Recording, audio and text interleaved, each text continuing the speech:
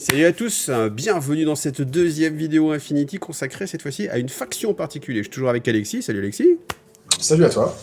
Donc l'idée c'est que vous devez normalement avoir vu une première vidéo qui était sur l'univers en général, et maintenant on va s'occuper de faire le focus sur chacune des factions, il y en a quand même pas mal, et à tout seigneur, tout honneur, The Big One, Pan-Océania. Les number one, évidemment il faut commencer par eux parce que on parle de l'hyperpuissance avec un grand H, les plus riches, ceux qui possèdent le plus de planètes, ceux qui possèdent la meilleure technologie, ceux qui possèdent Les plus les jolis citoyens les plus... Oui, les meilleures bon, musiques, les meilleurs donuts, et... Les meilleurs donuts, c'est possible. Possiblement. Ouais, non, j'y crois. Je crois pas qu'il y ait des donuts chez Eugene. Donc c'est possible. Donc Pan-Océania, du coup, qui tire son origine directement de cette fameuse chute économique dont on a parlé dans la première vidéo. Puisque alors que l'ancien monde occidental était en train de se casser la figure et que Eugene était en train de naître, une alliance de divers pays pan-océaniques donc a commencé à émerger pour pouvoir tenir la cadence. C'est dit si historiquement c'est d'abord Eugene qui a été créé ou c'est d'abord Pan-Océania? Alors c'est d'abord Eugene. C'est parce que la Chine a commencé à intégrer, à annexer les autres pays que Pan-Océania s'est formé en réponse pour faire face. Parce que les pays autour commençaient à avoir peur de se faire annexer à leur tour. Donc on a eu notamment l'Australie, la Nouvelle-Zélande, l'Inde, qui ont commencé à se regrouper et à former une faction à part entière. Par la suite, une fois que tout a vraiment chuté pour l'ancien Occident, ils ont récupéré aussi une partie de l'Europe. Ce qui leur a permis de dépasser Eugene, parce qu'à la base c'était pas du tout le cas, c'est qu'ils ont tenu un pari. Après l'échec du projet Aube, l'humanité était très réticente à retourner dans les étoiles. Il y avait bien Mars qui se colonisait, la Lune, et Eugene voulait se concentrer sur le système solaire. Pan-Océania a vu plus grand et a voulu continuer la recherche dans le spatial. Ce qui leur a permis de trouver de réussir à coloniser une planète les premiers. Voilà, voyager à travers les trous de verre, etc. Parce qu'on rappelle, pour ceux qui n'ont pas forcément vu, au début, quand les Chinois ont commencé à être un petit peu trop présents, les USA se sont alliés avec la France, avec le Royaume-Uni, pour dire, allez, nous on va partir à la conquête des étoiles, pour être les premiers, et ils se sont complètement craqués, et c'est ce qui a coûté en fait la suite de leur histoire, parce qu'ils avaient tellement investi que forcément, que quand tu mets tout, quand tu fais tapis, et puis que tu perds, t'as plus rien à mettre sur le tapis. C'est ça, c'était complètement ça. Mais du coup, au final, le pari a été tenu, et pour le coup, Pan-Océania a fait tapis et a gagné. Voilà.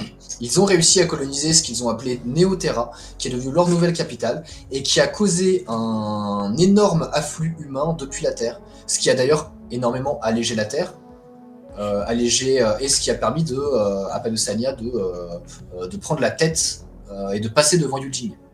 Mais c'est vrai que c'est assez malin en fait, dans le côté où l'économie sur Terre c'est un peu compliqué, le travail, etc. Puis après, une nouvelle Terre, l'Eldorado, donc forcément on a besoin de beaucoup de main-d'œuvre, forcément il y a beaucoup d'argent, beaucoup de ressources, etc.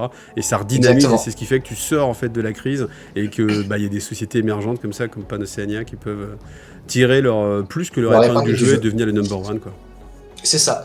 Et l'avantage qu'ils avaient, c'est que du coup, pendant que Eugene essayait de rattraper leur retard, parce que eux, ils ont jamais investi dans cette conquête spatiale, Pan-Océania, eux, ils avaient déjà une deuxième planète de trouver, 6 ans plus tard, alors que Néoterra était en train d'être colonisée, puis une troisième.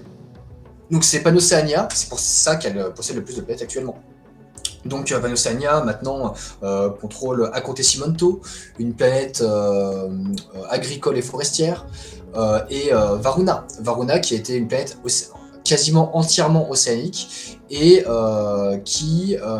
sur laquelle ils ont rencontré la première race extraterrestre en contact avec l'humanité.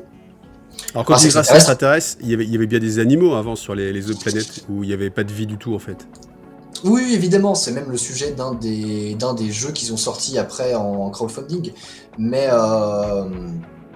je parle de races vraiment intelligentes. Okay. Donc avec des vaisseaux spatiaux ou avec des armes ou juste suffisamment malin pour que tu puisses discuter ou interagir? Non, c'était vraiment c'était encore à l'étape de... pas tribal, mais ils n'avaient pas encore une technologie assez évoluée pour même pas dominer entièrement leur planète. Ok. C'était vraiment pas au niveau de l'humanité. D'ailleurs, c'est une espèce qui n'a aucun pouvoir décisionnaire et qui considère ça comme normal. C'est vraiment une espèce très passive, ce qui a profité à Panocéania. Après ça, Panocéania a même commencé à trouver une quatrième planète, Svalarema, quasiment entièrement gelée, dont je parle dans la première vidéo. Et actuellement, la seule chose qui fait qu'ils l'ont pas encore complètement prise, c'est que Yu Jing est venu essayer de prendre sa part du gâteau et de rattraper son retard. Panocéania, du coup, de nos jours, c'est une société donc, qui a, comme elle l'a toujours fait, quand elle s'est inspirée de son origine, elle met toutes ses cartes sur la technologie. C'est eux qui ont... J'en ai pas encore parlé dans la première vidéo, je voulais rester un petit peu sibyllin dessus, mais il existe une intelligence artificielle, Aleph, qui permet de gérer cette charge de données exceptionnelle qu'est Maya, qui serait beaucoup trop grosse à gérer pour des entités humaines. Pareil pour le voyage spatial et ce genre de choses-là. Autant les autres factions ont eu du mal à intégrer Aleph, autant Panocéania a complètement embrassé et accepté cette intelligence artificielle.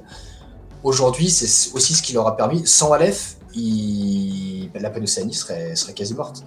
Parce que c'est l'organisme politique. Aleph il dirige politiquement Panocéania ou Non. Politiquement, Panocéania est surtout dirigé. Alors, ils sont ultra capitalistes. Ils sont surtout dirigés par des lobbies et par des mégacorporations.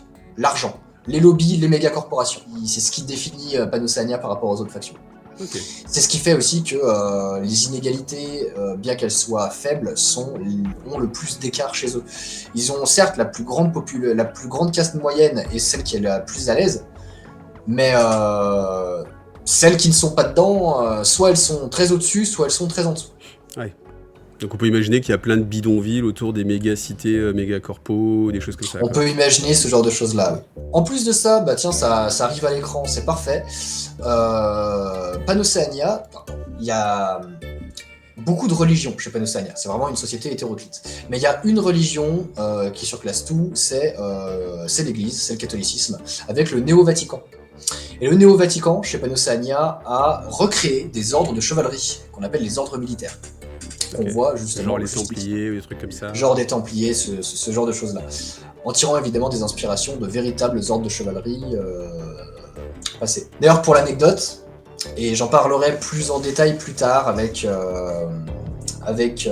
des factions comme Akislam ou Aleph, mais il existe dans cette armée justement ce qu'on appelle une recréation. Une recréation. Une recréation. C'est quand ça sonne et que tu peux aller manger un gâteau, non ? Une récréation, c'est quand c'est très rigolo, et c'est le cas ici. Puisque une recréation, c'est la possibilité pour l'humanité de créer des semblants de personnages historiques en se basant sur des biographies, des témoignages, ce genre de choses-là, avec des corps synthétiques et des cubes artificiels. Ça a permis de créer, par exemple, donc, dans cette armée des ordres militaires, Jeanne d'Arc, qui est jouable. On peut jouer Jeanne d'Arc. On peut jouer beaucoup de jeux qui proposent. Enfin, si, il y a des jeux qui proposent de jouer Jeanne d'Arc, mais pas avec des tags et des fusils blasters et des vaisseaux spéciaux. C'est ça. Peut-être des inspirations Jeanne d'Arc, mais là, c'est Jeanne d'Arc. Mais c'est quoi ? C'est une intelligence artificielle dans une sorte de robot ou c'est C'est une création artificielle. Donc c'est un être humain qui a été créé par une IA. En gros, c'est Aleph qui a créé ça ? C'est ça. Ouais. C'est ça. En disant, bon, j'ai ma fiche, je vais chercher sur Google du futur. Alors, elle était comme ci, comme ça, paf, on a quelques photos. On peut voir ça comme ça. En fait, Panocéania et surtout les ordres militaires avaient besoin d'une entité charismatique pour être sur les affiches et faire un grand sourire, et surtout remotiver les troupes. Et ils ont fait cette demande à Aleph qui leur a accordé. Aleph qui plus tard fera d'autres recréations après pour faire plaisir aux autres factions. Notamment, je pense que tu as peut-être dû voir chez Yu Jing, je crois que tu m'en parlais la dernière fois, Sun Tzu, qui se trouve chez eux. Il y a Sun Tzu. Tant qu'à faire, autant prendre les meilleurs. C'est ça. À savoir justement à propos de cette histoire de recréation que comme Panocéania sont les plus riches, techniquement ils pourraient avoir une résurrection plus facile. Mais la résurrection est assez limitée malheureusement, puisque la création de Lost, c'est comme ça qu'on appelle le ces corps corps réceptacle en synthétiques, fait, pour le c'est cube. ça, le corps réceptacle, nécessite un matériau spécial qui dépend d'une autre faction de Panocéania. Donc Panocéania doit mettre énormément d'argent dans la résurrection pour avoir ces réceptacles. C'est pour ça que, à moins d'être extrêmement riche, très peu de personnes arrivent à être ressuscitées. Et Panocéania, pour garder un semblant d'égalité dans sa population, organise des tombolas pour avoir le droit à la résurrection. Ce qui est assez morbide, on va pas se le cacher. Non, parce que ça ressemble à plein de trucs de science-fiction où il y a des choses comme ça, genre gagne ton ticket pour les étoiles, gagne ton corps bionique. Gagne ton ticket pour pas mourir, là. Ouais. C'est ça, c'est ça. Sachant qu'évidemment, notamment les ordres militaires, la faction en profite pour avoir plus de main-d'œuvre ou de force armée. Puisque chez les ordres militaires, si tu t'engages, tu as plus de chances de gagner cette tombola. Double tes chances en allant sur le champ de bataille. C'est ça. Mais après, je trouve ça paradoxal parce qu'en fait, l'idée c'est de dire bon, j'ai peur de mourir, ok, donc je vais augmenter mes chances de devenir plus ou moins immortel, donc du coup, je vais aller sur un champ de bataille. Ouais, mais ça vaut quoi une vie par rapport à plusieurs ? Tout dépend de la vie que tu fais, quoi. Tout dépend, tu vois. Oui. Si tu as envie d'aller tuer d'autres gars sur le champ de bataille, évidemment, tu peux le faire plusieurs fois. Après, une fois que tu as fait ton service militaire et que tu as gagné le droit à la résurrection, rien ne t'oblige à continuer de te battre. C'est aussi ça l'espoir que les gens ont à s'engager. Évidemment, tout n'est pas aussi simple, tout n'est pas tout rose, et la grande majorité vont mourir misérablement sur le champ de bataille, ou alors se faire extraire leur cube et puis être mis dans une banque de données et ne jamais être extrait.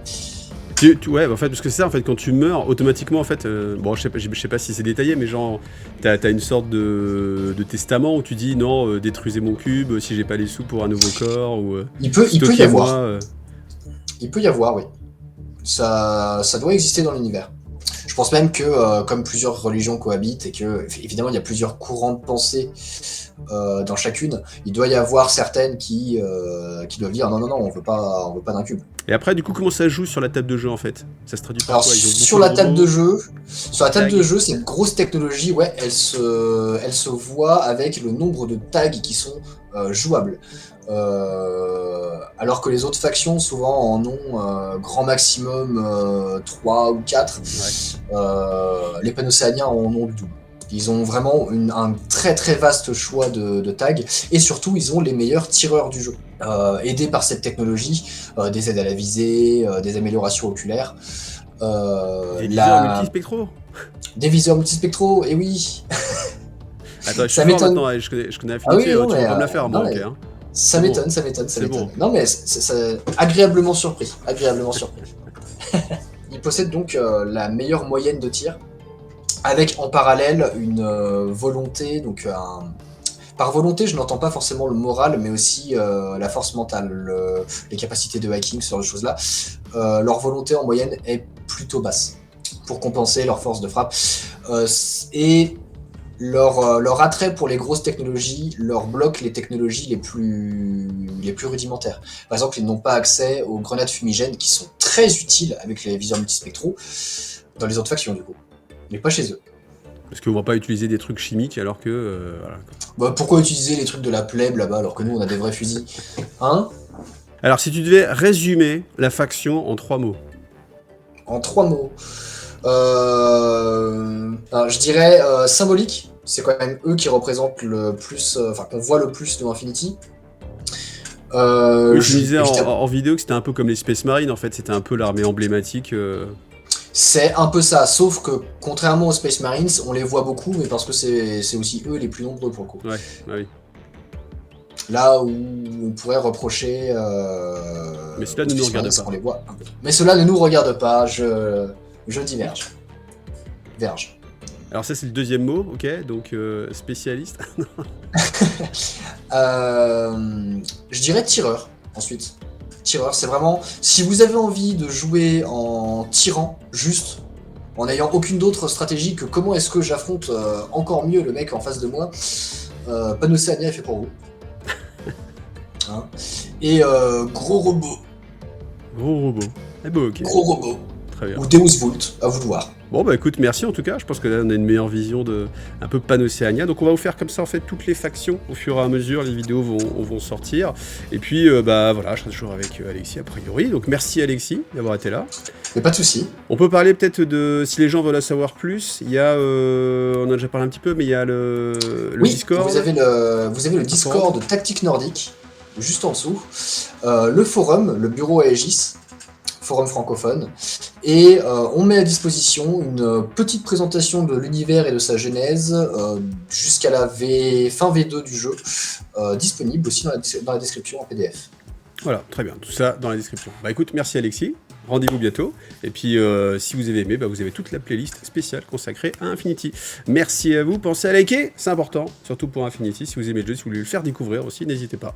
Et puis si vous voulez soutenir aussi, vous avez aussi Tipeee comme d'habitude, les abonnements comme d'habitude, et puis les merci et les commentaires. Allez, merci Alexis, et à bientôt. À très vite.